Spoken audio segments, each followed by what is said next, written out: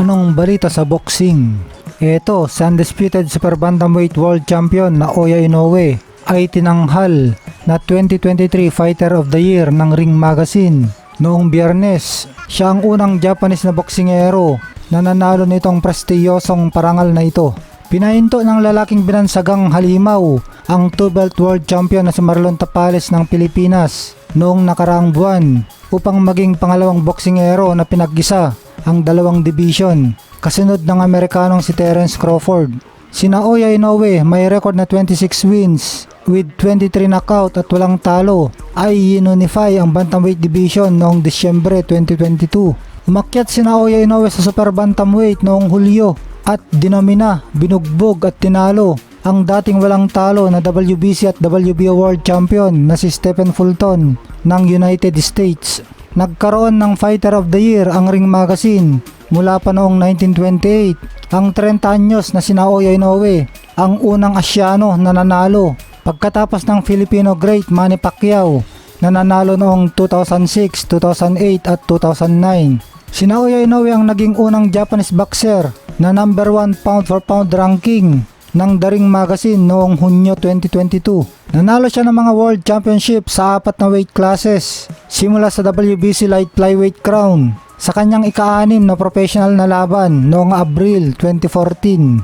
Samantala, itong ating kababayan na si Magic Mike Plania ay muling magbabalik sa lona ngayong January 31 para sa isang make or break fight na laban kontra Angelo Leo sa White Sands Event Center sa Plant City, Florida.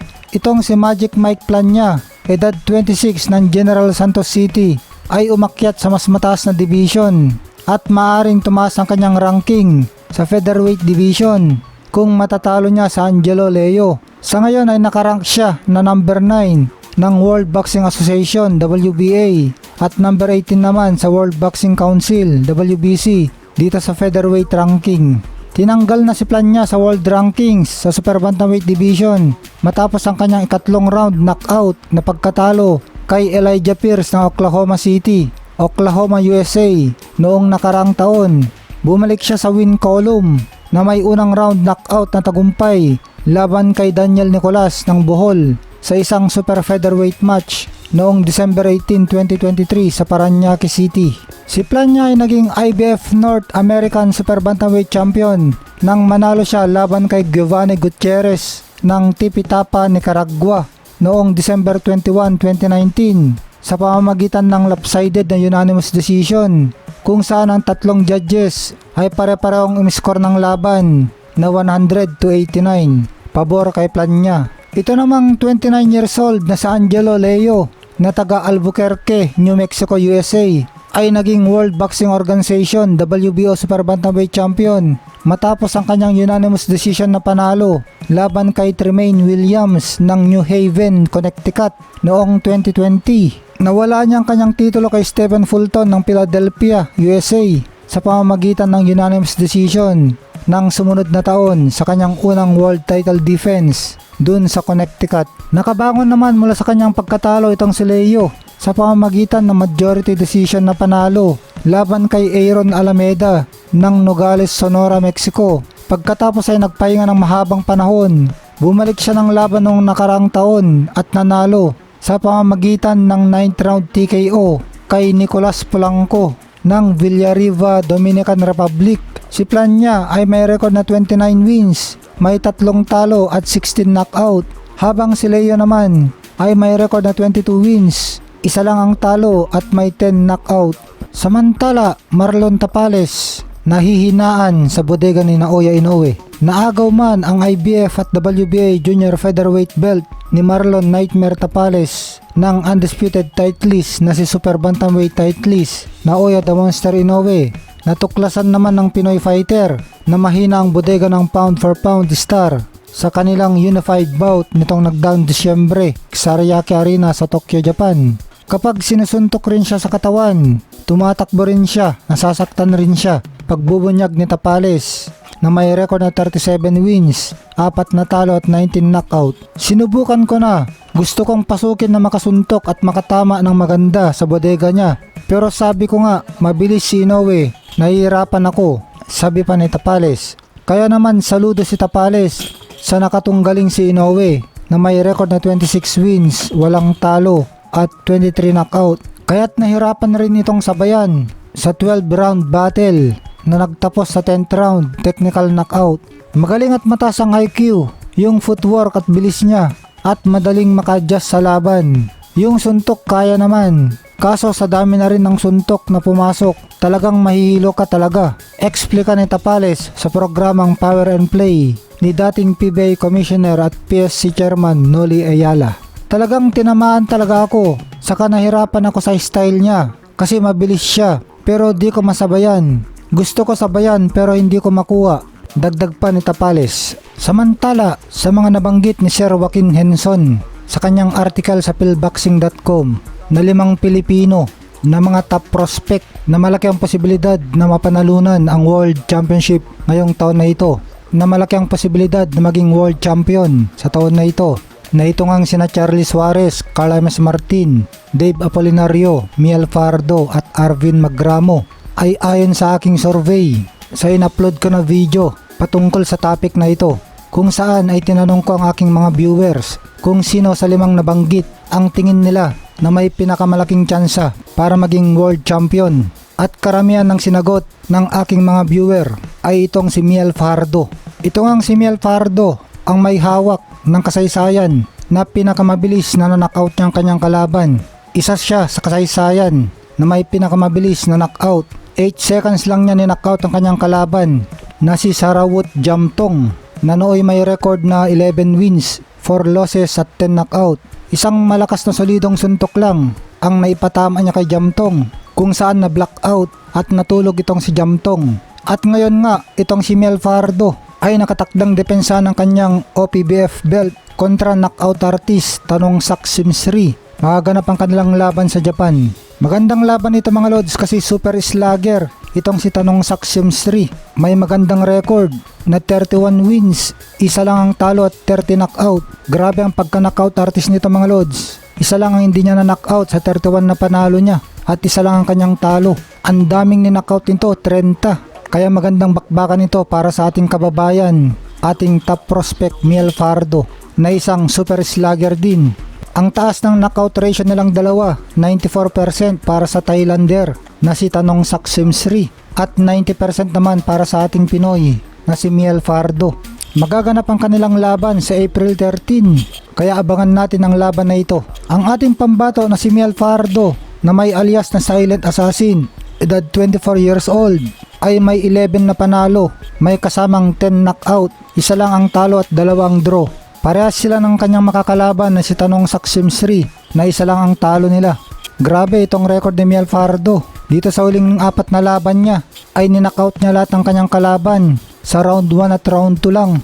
Kasama dito sa mga ninockout niya na huling laban niya itong top prospect din na Pilipino, mahusay din na si John Paul Gabonilas na isang round lang tinapos ni Miel Fardo ito.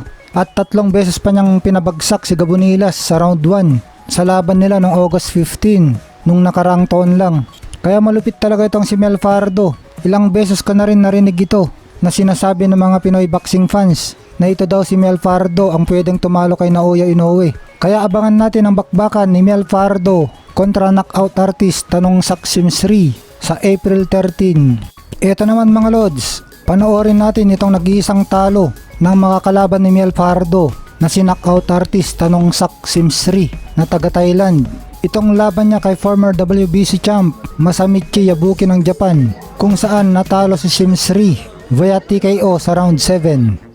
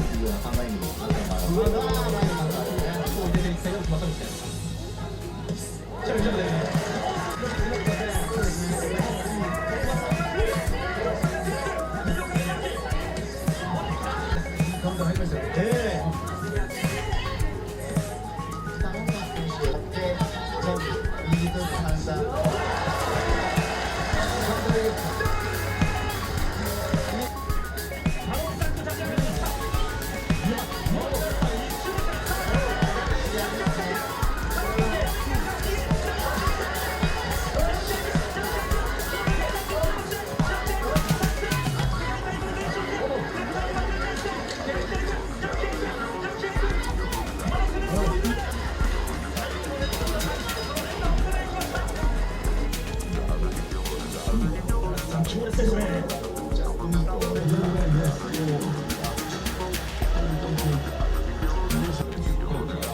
ダウンを奪いました強烈な右のカウンターでした。そうですね、やっぱりダウンの後から若干ダメージ引きずってたのがあるので、あれ聞いてるからその右が1ラウンド、2ラウンドで再三、右のカウンター合わせられる、左が入ってくると矢吹正道のそのペースになっています。ロビはこのラウンド残り1分というところまでやってきました。矢吹が左を見てる。本来ないはずの1分、2分というものが演出されるっていうのは、やっぱり精神的に辛い部分がありますので、いう話をしています。左のクルーこれが期待をしなければなと。長男の勝馬さん、そして長女のゆずきさん、そうした矢吹正道です。左に顔先を合わせていく。矢吹はあれがまさに左ストレートになってくるわけですね。そうですね、タイキングジムの夏尾会長です。強力な感触。左右から右ストレートの顔先。手がピアスでくるという顔先が出てくる。を使って機器を作っていたわけですね。そうですね、ジャブでこういった合わせるっていうのは、4ラウンド残り10秒切っています。左のボディ。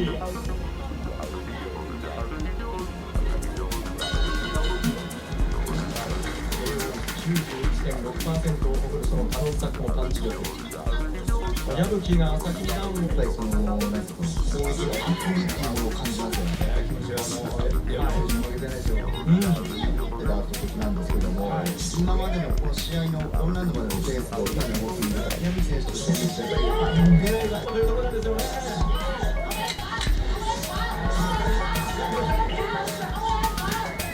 込んでいこうというところでした。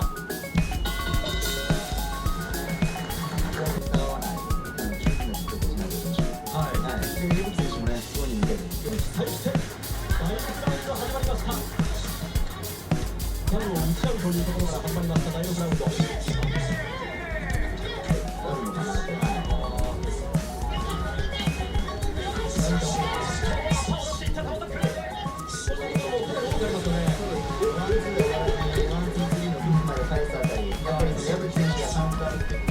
こうしてさらにそれにそういったしまうと思います。なるほど。この最後のパンチ食らってないんですけども、ちょっとやっぱ相手の今勢いっていうのは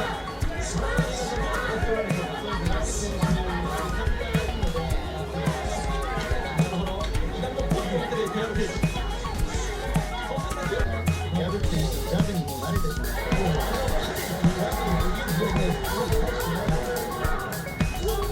矢吹の左のジャブに対して全くひるむことなく。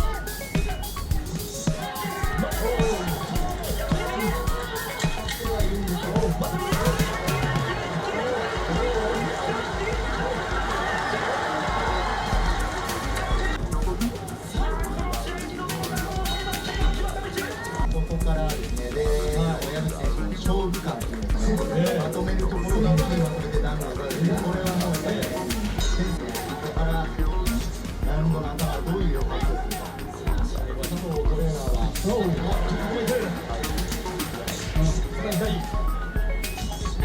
そうですね、決して下がることはなく、ただ、やはり迫力、圧力、